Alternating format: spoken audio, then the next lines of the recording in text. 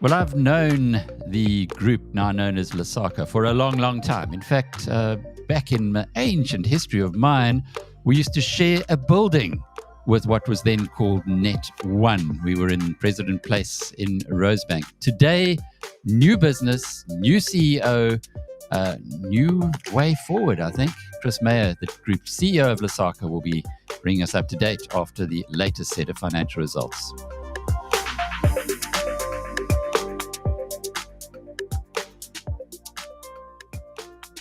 Chris, good to be talking with you. At our 10th anniversary of BizNews, Gigi Alcock was talking to quite a lot about the informal economy in South Africa and how it is misunderstood by not just investors, but by the business community as a whole.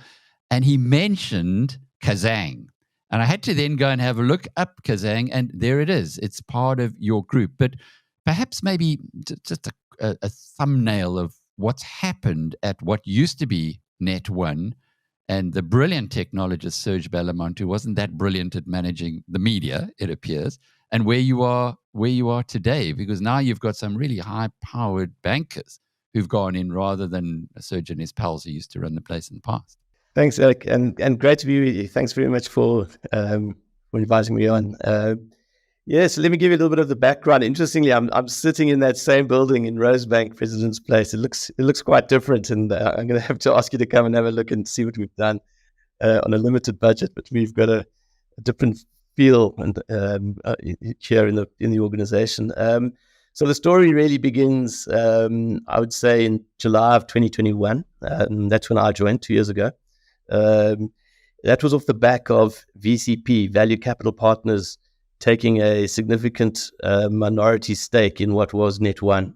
As I know you're aware, VCP are activist investors, but they're friendly, respectful activist investors is how I like to describe them. They came in, we quickly had to replace the board. A new board was put in place, and an entirely new management team came in at the same time. I came in as group CEO, and we set about a process of completely redefining the strategy and the vision for what was Net One. Net One, as you rightly said, is some great technology, but in many ways the business had been neglected. And the opportunity that we saw at the time was to come in and completely reposition what we now call the consumer business, which was in a bad state. It was losing a lot of money. It had lost in excess of R1 billion over the 3 years leading into us coming in. So completely reposition that business. And at the same time, we were focused on an ambitious acquisition of a business called the Connect Group, which, as you mentioned, Kazang was part of or is part of. And bringing those two things together, the consumer business of Net One and the technology that sits behind that, with the Connect Group, which has a focus on merchants, primarily in the informal economy, but let's call them small merchants in the formal and informal economy. And our vision was, let's build a platform, a fintech platform focused on small merchants and consumers in the informal economy and in the lower income groups, delivering financial services and serving this transition from cash to digital that we know is playing out.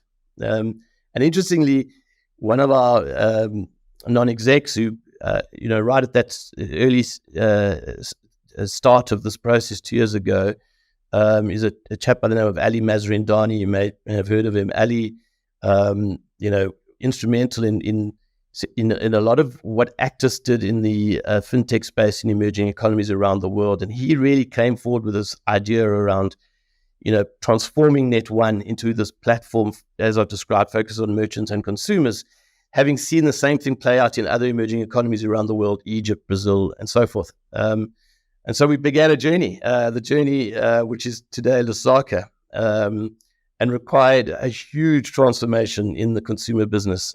I'll unpack that. But, from where we were to where we are, I talked about losing R1 billion over 3 years. We are today releasing our results. Our consumer business has delivered a EBITDA profit for the first time. and the group has gone from last year we delivered it was a 280 million EBITDA loss to a 490 million EBITDA profit, and our revenues have grown. We're delivering over 9 billion rand, 9.3 billion rand of revenue for the financial year. Last year, that number was 3.3 billion, primarily the Connect Group coming in. So a business with a market cap of over 4.5 billion, revenues, as I say, of 9.4. We feel we've got a platform now in South Africa that is, I think you'd find it difficult to find a fintech of this size and scale with this position that we have in the market, and the opportunity that we are building towards in serving our client base. Yeah, it's not hard to understand why you call it a transformative year when you talk about those kind of 600-700 million bottom line turnarounds. How did you achieve that? So it was a combination on the consumer side of a full transformation, a cultural transformation as much as anything. We took on a business that was, in my language, was I suppose in the logistics of grant disbursement, ensuring cash was moved from point A to point B and paid out seamlessly to a client base. But the client was, in many respects, was SASSA in the old Net One, is my interpretation. The client wasn't so much the grant recipient or the consumer. The consumer didn't have choice. They had to come to the old Net One in the old days to receive their grant. So we had to build a business that focused on the grant recipient as our customer. We had to build a sales focus. We had to build a customer service mindset. We went through a complete transformation in terms of we had ATMs sitting in branches that were being used, for example, a week, a month, and then sat idle. We took them all out. We put them into retailers. We moved our branches to where our customers are. Our customers want to be where they want to spend their money in stores. So they don't want to go to a branch that's inconvenient. So we've moved up our points of presence. So it's been a complete transformation, top to bottom, and building this culture of serving our customers on the consumer side. And then on the merchant side, we looked at the Connect Group and we thought, here is a business that's serving across cash and digital in a holistic way that is unparalleled in South Africa. We have a set of services for small and micro merchants that covers what we call the smart safe or digital vault solution. So we're serving or processing over 110 billion rand of cash every year through our vaults for our small merchants. We provide a working capital and credit proposition to small merchants. We advanced over 1 billion rand of credit to small merchants in the last year. And through Kazang, an exciting business in the informal economy, which is centered around a VAS offering that the merchant can, it's a POS device the merchant has in his store. Think of a device where a customer can come in and buy airtime or electricity or make cross-border payments. So it's a platform that we give to these merchants called Kazang. We've got over 75,000, just on 75,000 merchants with these devices in spaza shops around the country. That's grown from 50,000 a year ago. We've given them card payment services, card acquiring services, and that's been incredible to see the growth there. We're doing over 8.5 billion of card payments in the informal economy, and that's 3x growth, over 3 times growth over the last year. So it's a full service proposition that this Connect Group we saw, offered. And the challenge there really was to bring it into our organization, to integrate, but to be respectful of culture, to be respectful of a high energy, fast-paced, agile, entrepreneurial business, and bring that in and actually infuse that culture into the wider Lesaka business, which has been a big part of our focus. And the one thing you haven't touched on, which we really need to, when the active investors came in, Anthony Ball, tell us a little bit more about them and who's in that group, and then how they got not just you, but your former colleague at Investec in the UK, Steve Heilbron. And I was just looking through the executive management. You got a lot of guys who've had experience in either payments or tech, and they've been prized away from some pretty good jobs that they had previously. So how did that dynamic work? Yeah, sure. So, I got the call from Anthony, in sort of mid-2021. And to be honest, I was sitting in London. To be honest, I didn't know much about Net1 at all. My focus, I spent over 20 years with Investec, but focused on everything outside of South Africa and helping Investec build an international presence. I ran the corporate investment bank for Investec for many years. And so Anthony gave me a call, and this was the idea. I just left Investec, and I was looking to get involved or closer to South Africa. And I knew Anthony and I knew VCP, and I hold them in high regard. In my mind, and this has been borne out through the experience I've had working with them over the last 2 years, they are the preeminent activist investor in South Africa. They stand alone, I think. Anthony probably doesn't like me saying this, but I see him as the father of private equity in South Africa too, and has taken that skill set into the public domain. And their thesis, their recipe is to look for businesses that have fallen on, into difficult circumstances, where they can come in and provide a whole array of support in terms of turning the business around across areas of governance, strategy, and so forth. So, VCP came in as a very supportive, very respectful shareholder.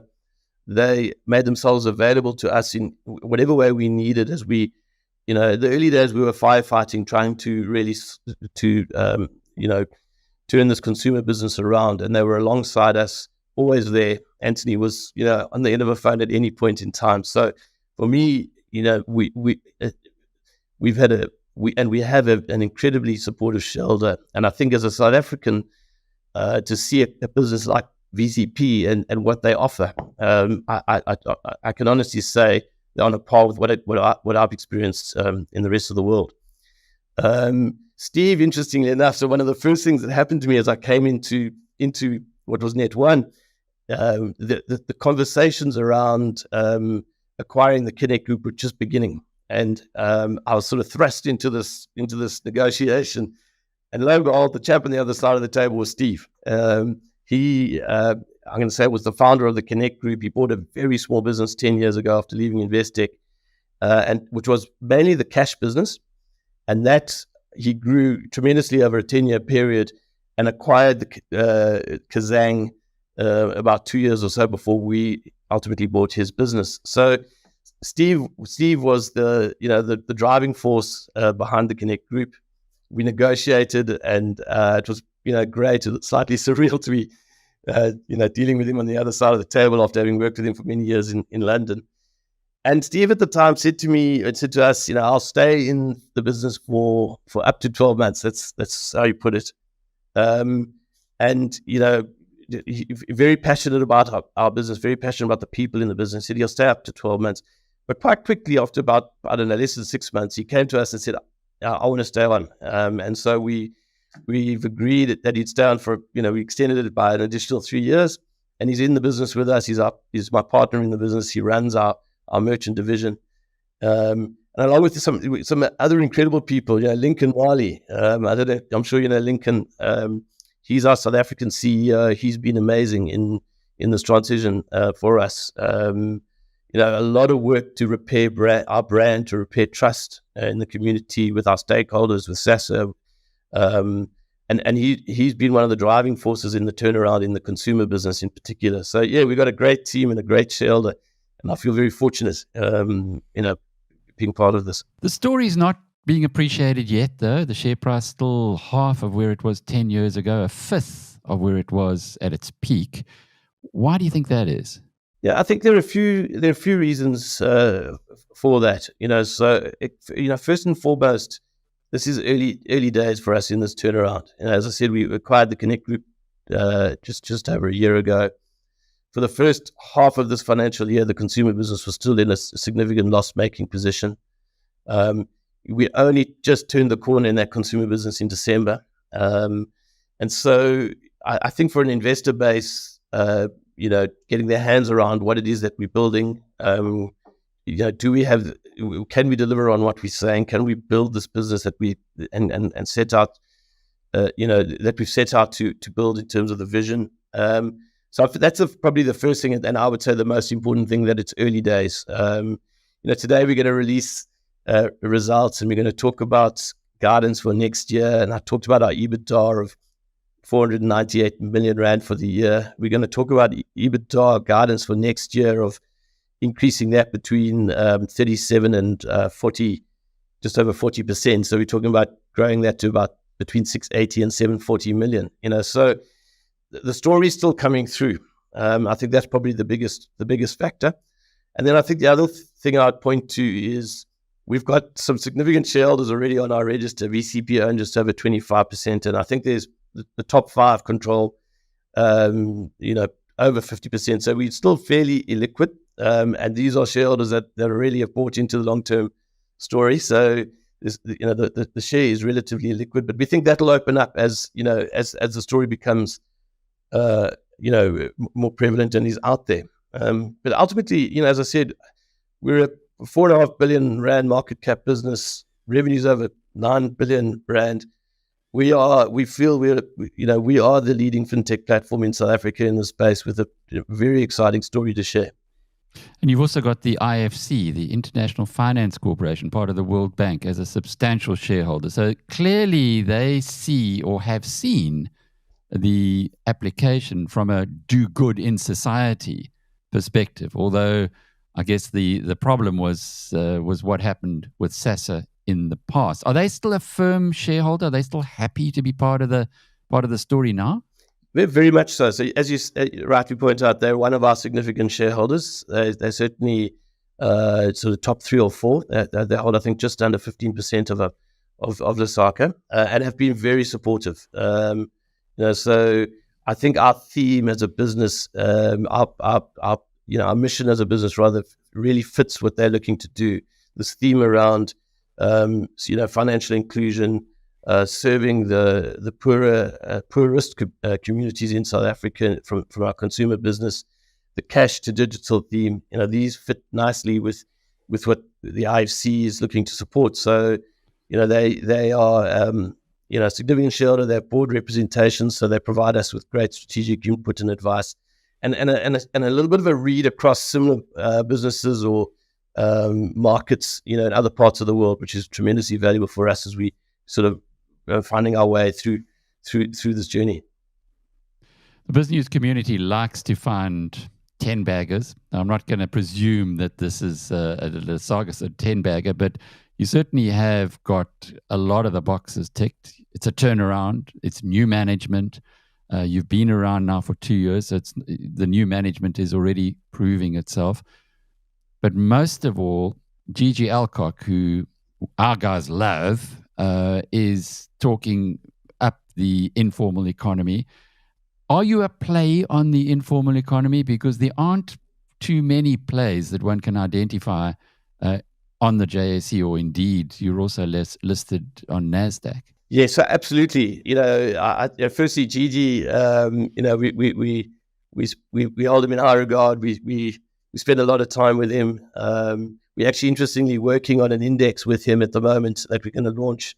We're hoping to launch in October, November, because we feel there are loads of everybody's interested in the informal economy, and there are loads of anecdotal sort of sound bites or whatever it is around the size of the market and the themes within the market. But it's quite difficult to size the overall market and quantify trends within it. And we see ourselves as a leading player in the informal market. We see ourselves as one of the dominant players in the informal economy from a financial services provision. Talked about 75,000 spaza shops are using our devices, 45,000 card terminals within that, 8 billion of card payments, 26 billion rand of VAS have gone through our terminals in the last year in the informal economy. So yes, we are a proxy for the informal market. And I think what's interesting, as a listed stock, that means we give access to investors, both South African and international, who are looking for access to the story, which is playing out with incredible growth. And your forecasts that you've put on the table for next year are very impressive. But what about thereafter? In other words, are we looking at scalability, then you can leverage it up even further into the future, those exponential stocks that all shareholders love to find? Or is this just the turnaround and from there on it will be more incremental growth? So there's two parts to that. I'll give you a sense of what we think as a reasonable sort of medium-term growth expectation for our business in a second. But I think the most important point to make is we view the informal economy as largely untapped. As I said, we see ourselves as one of the dominant players in the informal economy, but we still think our kind of market share, if you like, is very small. And so the ability or the opportunity to grow into this market is a long-term trend. It's not, so this is not just about a turnaround of a business. This is about actually building and something that's enduring and sustaining in a market that is to a large extent still very untapped.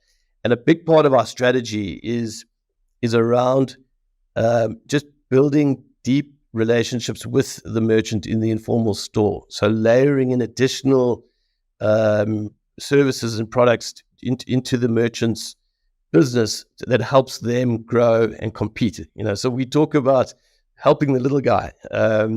We want to help the small merchant grow their business and compete with, what is often on offer in the formal economy. And that for us, we see that as tremendously exciting. And the road is, this is a long one. There's a lot of opportunity. So when we talk about longer term growth outlook, we'll talk about this later this afternoon on our earnings call. But we talk about growing our revenues. We think consistently longer term in the probably 17 to 20% per annum basis, and that will translate into 20 to 25% EBITDA growth longer term. We do see, in the near term, as I said, in the next 12 months, our EBITDA we think will grow. I talked about it's high 30s, low 40s, but there's still, the growth beyond that we see as compelling and exciting. So it qualifies as well as an exponential stock. Chris Meyer is the Chief Executive of Lesaka. I'm Alec Hogg from BizNews.com.